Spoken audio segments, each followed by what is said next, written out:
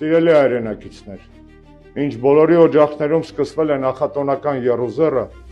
տասնյակ մեր հայրենակիցներ ապօրինաբար զրկված են ազատության մեջ գալիք տոները դիմավորելու հնարավորություն։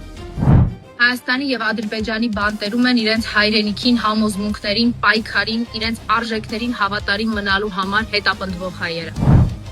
Ազատություն Բագրատ Սրբազան։ Ազատություն Միքայել Սրբազանին։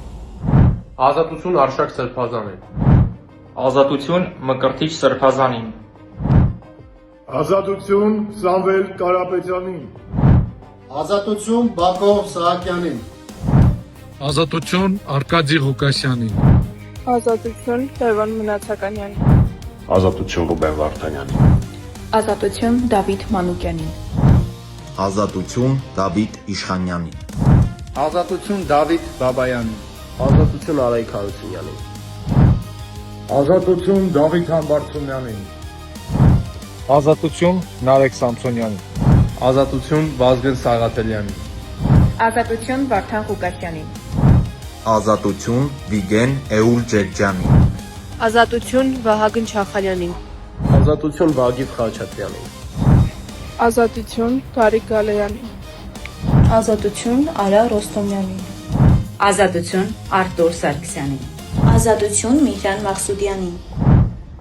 Ազատություն Գևորգ եւ Համբարձում Ներսիսյաններին։ Ազատություն Միքայել Արզումանյանին։ Ազատություն Գարեգին Տեր Արսենյանին։ Ազատություն Անդրանիկ Շամիշյանին։ Ազատություն հայ ռազմագերիներին։